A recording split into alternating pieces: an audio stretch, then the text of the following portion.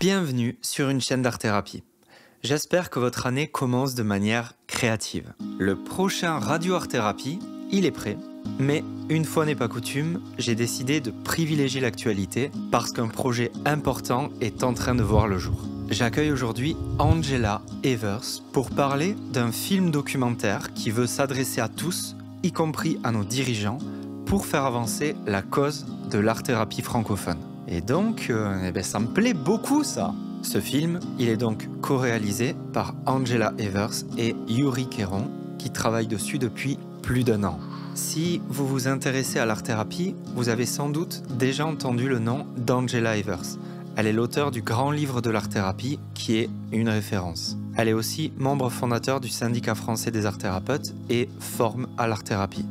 Une campagne de financement participatif Ulule est ouverte pour financer ce projet ambitieux qui a besoin de notre soutien collectif pour pouvoir être finalisé et révéler tout son potentiel.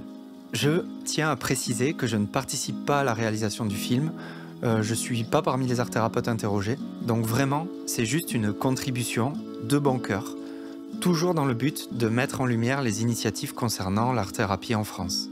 Quand j'ai découvert l'art-thérapie, le premier livre que j'ai lu, c'est le grand livre de l'art-thérapie. Donc Angela Evers, elle a été un peu une figure tutélaire pour moi, donc c'est aussi un geste de reconnaissance pour ce que son travail m'a apporté. Allez, c'est parti, en espérant que cet entretien vous plaira. Bonjour Angela Evers, tu es art-thérapeute, auteure, artiste peintre, formatrice et membre fondateur du syndicat français des art-thérapeutes. C'est un vrai plaisir de te recevoir ici, avec pour axe de discussion la mise en lumière d'un grand projet que tu portes depuis plus d'1 an.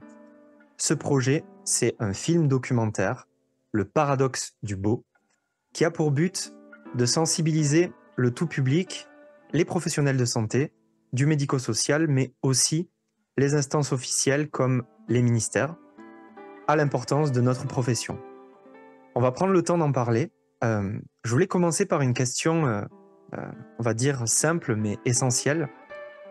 D'après toi, pourquoi les thérapies liées à l'art sont importantes pour notre société ? En fait, créer et aimer sont les fondements de tout être humain. Et si on ne trouve pas ça dans l'art, où est-ce qu'on va le trouver ? Donc, c'est aussi parce que l'art révèle vraiment à la fois notre monde intime, nos émotions, nos états d'âme, mais nous ramène aussi à ce qui est universel, à cette prise de conscience qu'on n'est pas seul à souffrir. On le voit tout le long de l'histoire de l'art, par les œuvres d'art depuis très très longtemps. Et donc c'est vraiment être en lien direct avec notre monde intime et notre condition humaine, notre finitude aussi. Et donc c'est évidemment très important dans notre vie privée comme dans la société, qu'on soit relié à tout art, bien sûr. Alors quand je dis créer et aimer, ce sont les fondements de tout être humain et donc de l'art. Ça ne veut pas dire qu'on est obligé d'aimer tous les arts, toute œuvre d'art, mais en tout cas, toute œuvre d'art est issue d'un processus créatif. Et là, on se rapproche bien sûr de l'art-thérapie. En effet, ça fait trop plaisir de t'entendre le dire aussi bien.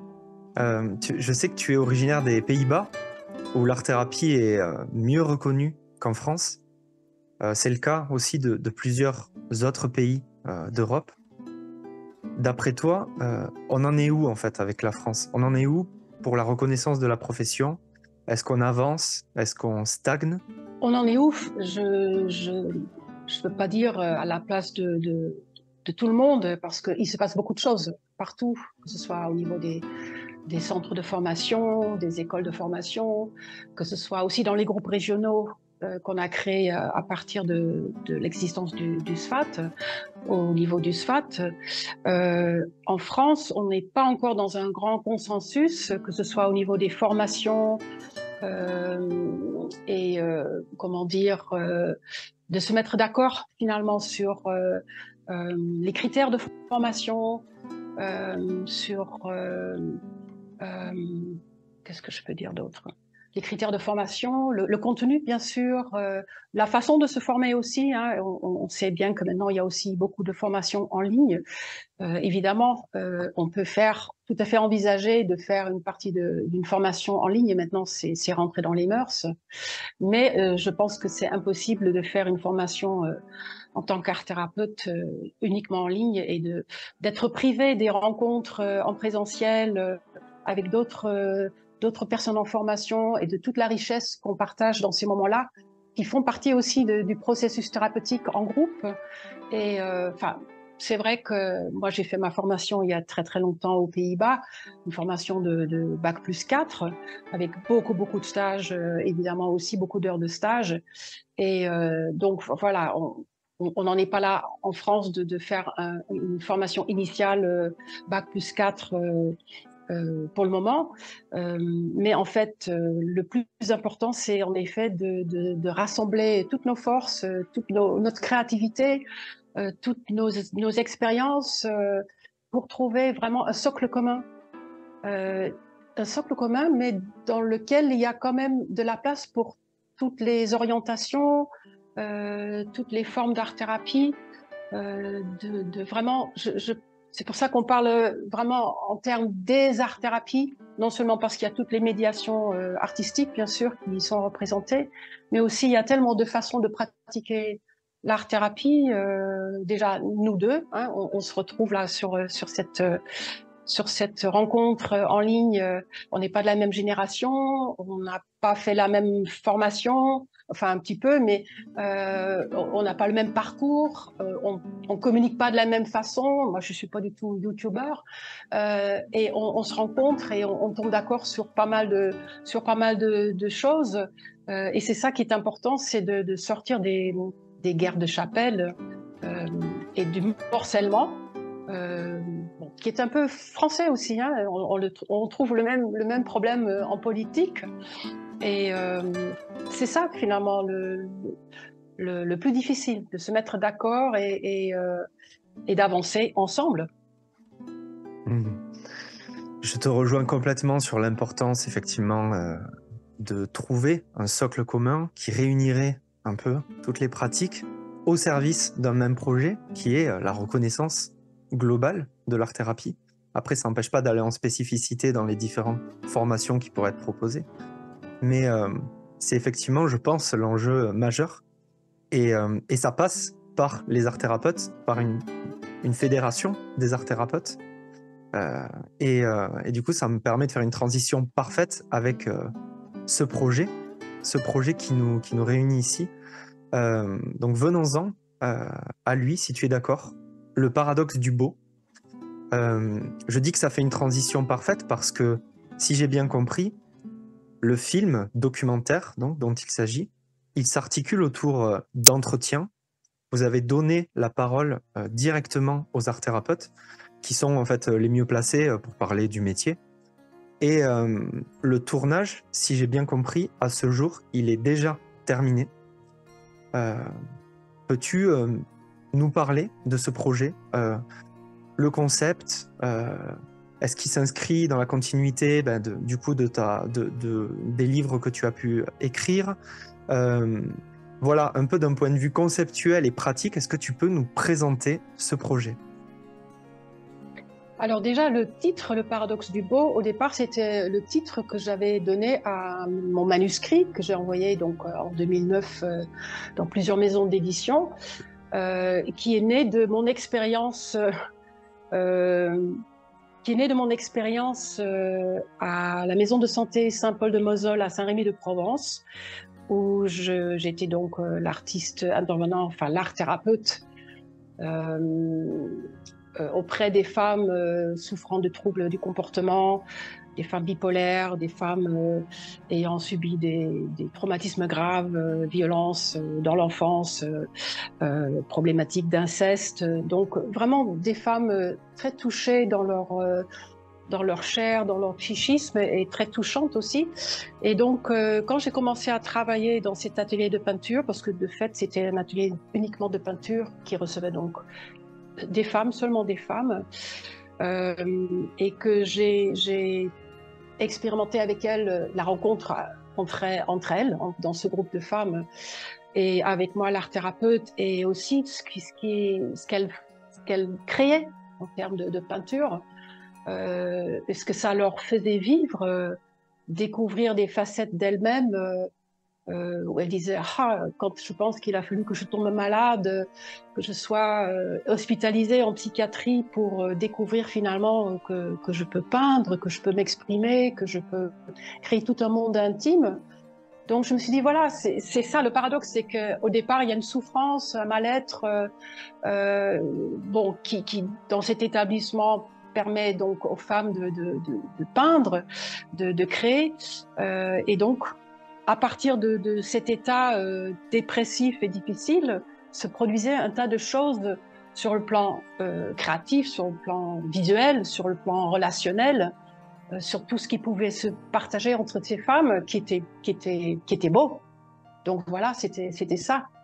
Bon, c'est ce qui se passe bien sûr en art-thérapie, c'est qu'à partir de quelque chose de mal-être, d'une souffrance, les personnes consultent un art-thérapie ou participent à des ateliers dans l'institution, et il se passe un tas de choses sublimatoires, où ouais, la création, qui n'est pas forcément une œuvre d'art, va recevoir toutes ces projections intimes, et symboliser l'état d'âme là où en est la personne, et ça se partage, bien sûr.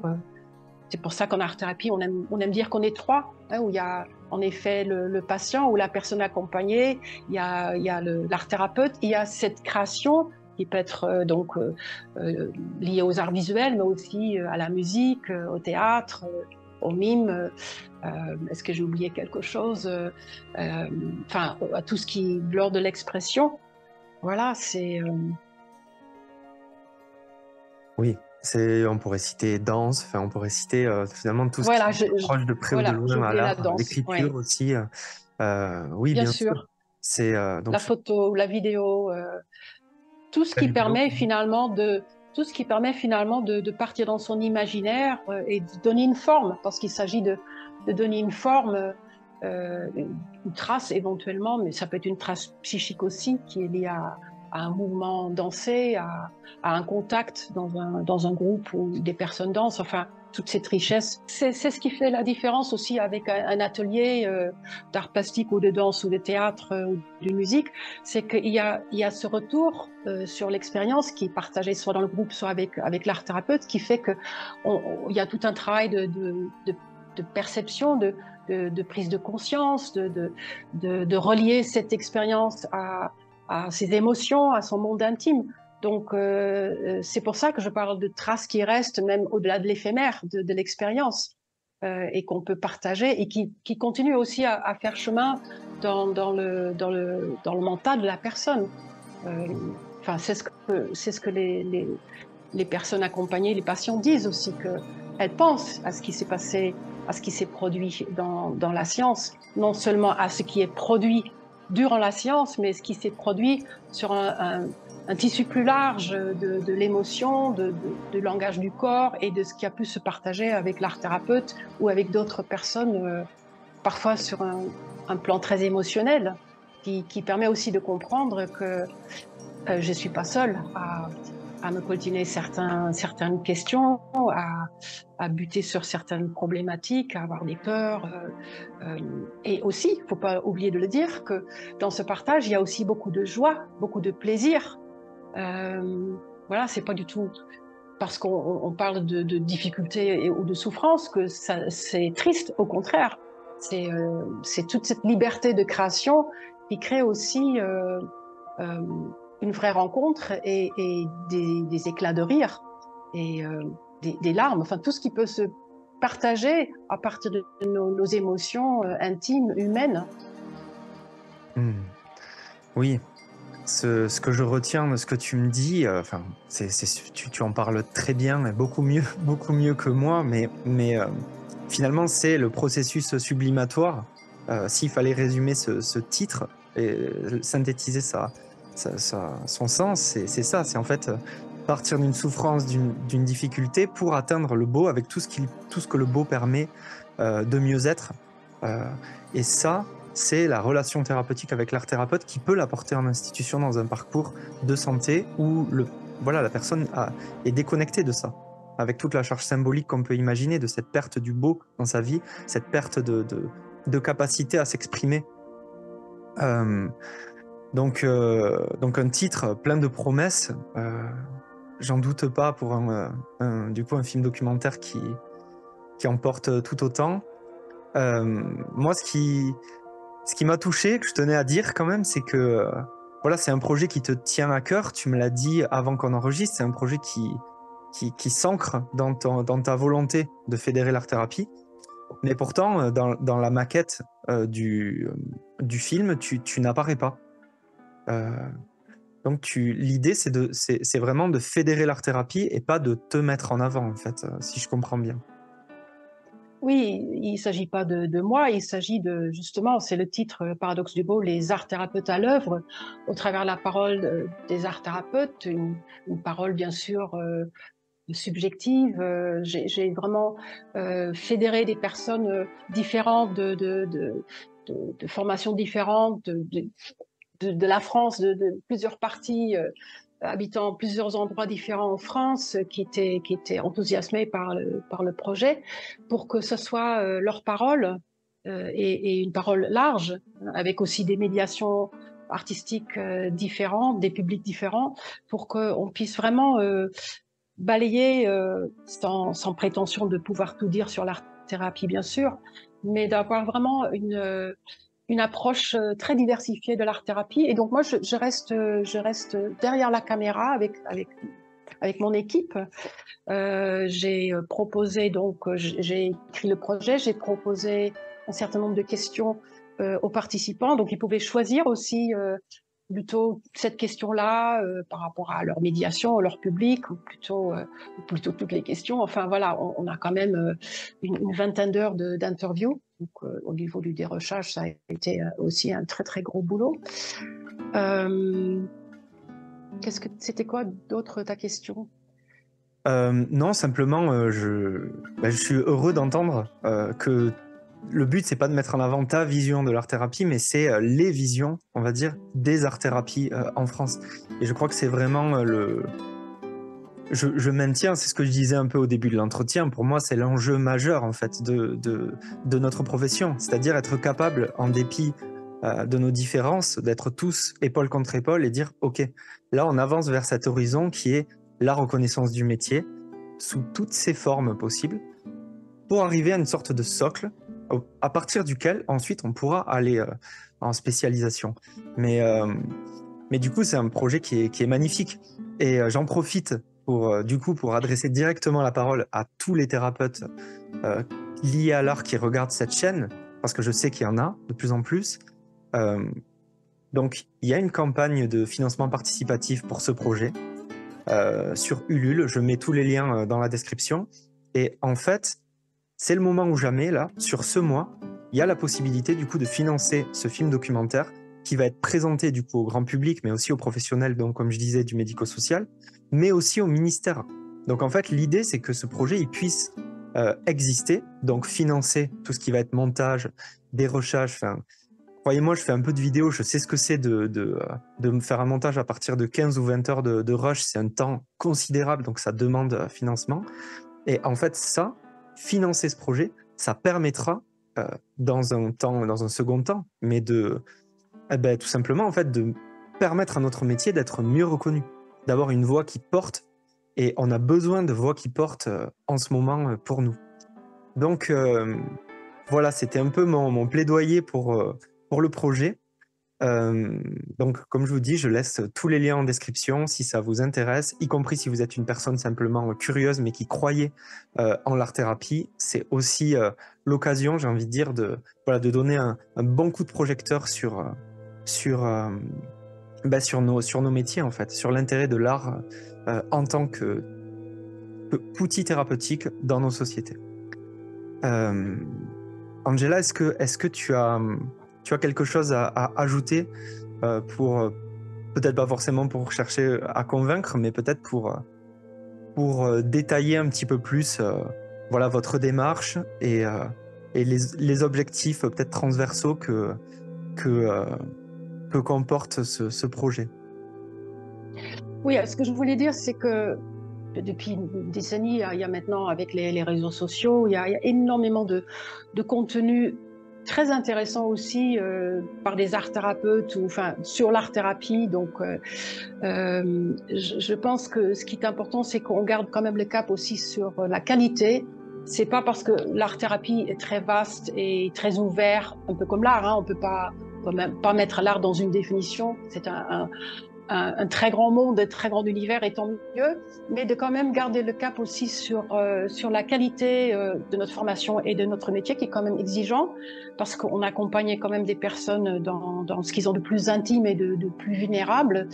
Et donc, ce projet de film qui trottait dans ma tête déjà depuis quelques années, j'ai aussi fait des prises de vue avec des personnes qui étaient évidemment d'accord pour y participer, pour aussi un peu illustrer le propos, parce que faire un film que à partir d'interviews, ça aurait été un petit peu monotone, voire ennuyeux. Et donc, quand même de montrer un petit peu justement ce partage, cette joie aussi, cette couleur, hein, au sens propre et figuré dans les arts-thérapies.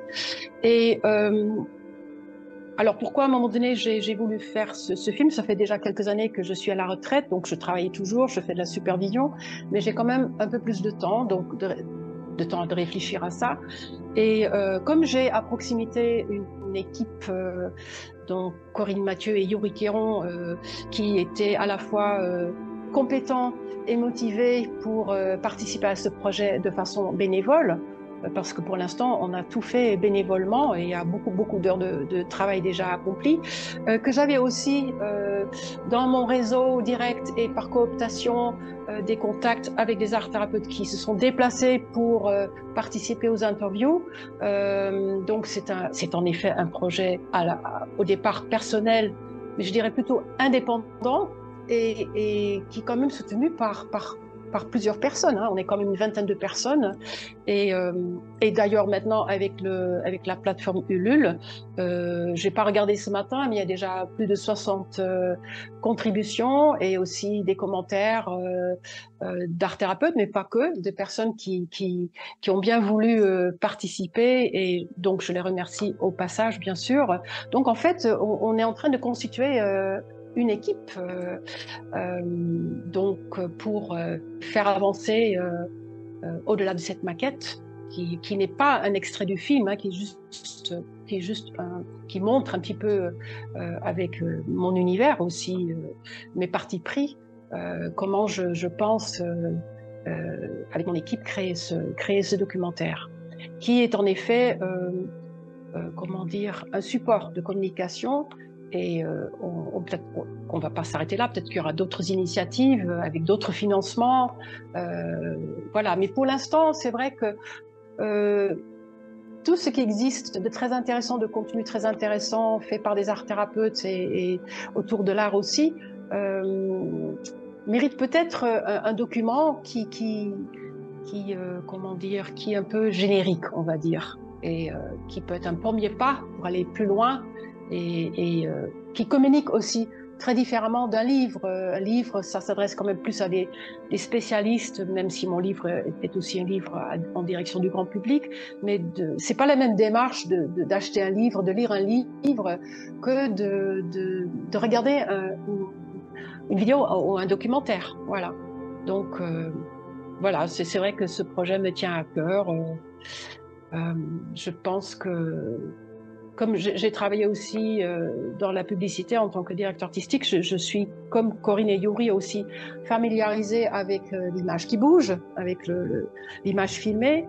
Et bon, ça reste quand même une grande aventure et on continue à apprendre et à avancer avec ce qu'on est, avec ce qu'on sait faire. C'est super. J'espère vraiment que ce film documentaire trouvera cette place donc charnière et qui serve effectivement de document, de socle sur lequel tous les gens qui essayent de produire sur leur thérapie pourront s'appuyer. Voilà, en tout cas, si jamais vous souhaitez contribuer, que ça vous intéresse, n'hésitez pas, le lien est dans la description. Angela, je te remercie pour d'avoir accepté déjà de venir sur cette chaîne. C'était un honneur de te recevoir. Et voilà, à bientôt pour la suite des événements. Mais à moi de te remercier aussi, Rémi, de me recevoir sur ta chaîne et de partager ce moment autour de mon projet du paradoxe du beau. Et puis aussi, on concrétise tous les deux les rencontres possibles, souhaitables entre art thérapeutes qui travaillent de façon différente, qui n'ont pas forcément les mêmes, la même philosophie, mais qui estiment qu'il y a de la place pour tout le monde, tout en restant dans une exigence, par rapport au métier. Et donc, je te remercie pour ta générosité et le fait que tu nous donnes aussi un coup de pouce de cette façon à ce projet qui se joue, en tout cas pour cette plateforme Ulule, dans les 2 semaines qui suivent. Donc, voilà, j'invite tout le monde, en tout cas, d'aller jeter un coup d'œil. Voilà. Le reste, ça m'appartient pas. Merci beaucoup. Allez, à bientôt. Merci à toi. Bonne Ciao, ciao. continuation. Au revoir. Merci. Ciao.